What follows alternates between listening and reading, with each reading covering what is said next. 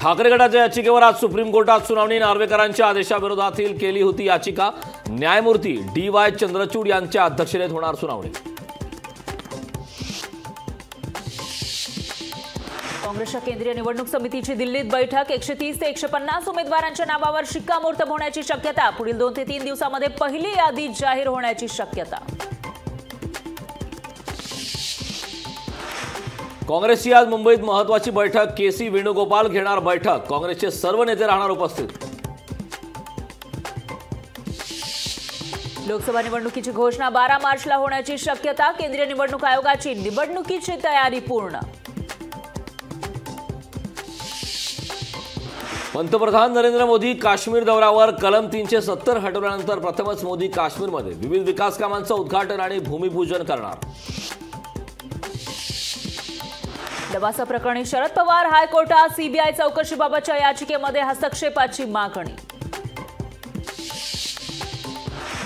ठाकरे गटाचे रवींद्र वायकर शिवसेनेच्या वाटेवर असल्याची चर्चा। लवकरच शिवसेनेत प्रवेश करणार असल्याची माहिती। मुंबईमध्ये दुपारी सकल मराठा समाजाची पत्रकार परिषद। पत्रकार परिषदेतून मराठा समाज काय भूमिका मांडणार याकडे लक्ष। पुणे विमानतळाच्या नवीन टर्मिनलच्या उद्घाटनाला मुहूर्त मिळाला। 10 मार्चला पंतप्रधान मोदींच्या हस्ते ऑनलाईन होणार उद्घाटन। खेलो इंडियातील पदक विजेते खेळाडू आता सरकारी नोकरीसाठी पात्र। केंद्रीय क्रीडा मंत्री अनुराग ठाकूर यांची घोषणा। राहुल गांधींना निवडणूक आयोगाचा दणका। राहुल गांधींना जारी केली ॲडव्हायझरी नोटीस। दिल्ली उच्च न्यायालयाच्या आदेशानंतर गांधींना नोटीस।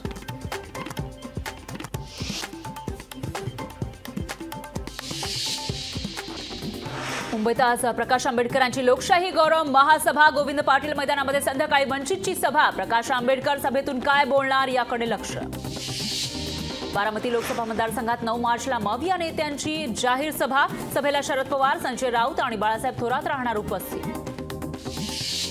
पुणे महापालिकेचा आज अंदाजपत्रक। पालिका आयुक्त विक्रम कुमार करणार अंदाजपत्रक सादर। 10,000 कोटींच्या विक्रमाची शक्यता।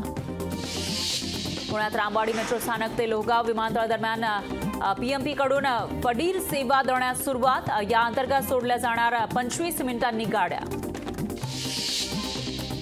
मनसेअध्यक्ष राज ठाकरे 2 दिवसीय नाशिक दौऱ्यावर। राज ठाकरे करणार काळाराम मंदिरात आरती। नाशिकच्या वर्धापन दिन सोहळ्यामध्ये राज ठाकरे काय बोलणार याकडे लक्ष। केंद्र सरकारनं दिली 4,750 टन कांदा निर्यातीला परवानगी। राष्ट्रीय सहकारी निर्यात लिमिटेडच्या माध्यमातून हा कांदा भूतान, बहरीन, मॉरिशसला पाठवला जाणार। जायका प्रकल्पाला गती मिळण्याची शक्यता। केंद्र सरकारकडून प्रकल्पासाठी 43 कोटी 17 लाखांचा निधी मंजूर। मुळा मुठा नदीमध्ये जाणारा सांडपाणी रोखण्यासाठी प्रकल्प। कांजूर मार्ग कारशेडच्या बांधकामाचा मार्ग मोकळा। MMRDAच्या बैठकीमध्ये कारशेडची निविदेला मंजुरी। सॅम इंडिया बिल्टवेल कंपनीला मिळालं कारशेडच्या बांधकामाचं कंत्राट। अटल सेतूवरील रहदारीमध्ये मोठी वाढ। अटल सेतूवरून रोज 25 ते 30 हजार वाहनांची ये-जा, तर वाहतूक नियंत्रणासाठी मनुष्यबळ वाढवण्याची मागणी। शाळेत मुलांना शिकवणार आता AI शिक्षिका। केरळच्या शाळेमध्ये देशातील इरिस ही पहिली AI शिक्षिका। मेकर्स लॅब एज्युकेट कंपनीच्या सहकार्यानं AI शिक्षिकेची निर्मिती।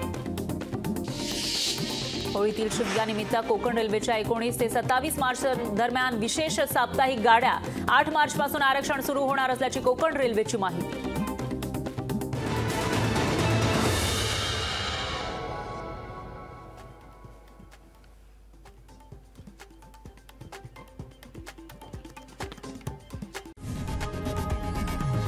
लोकशाही मराठी ऐका, पहा, जागरूक रहा।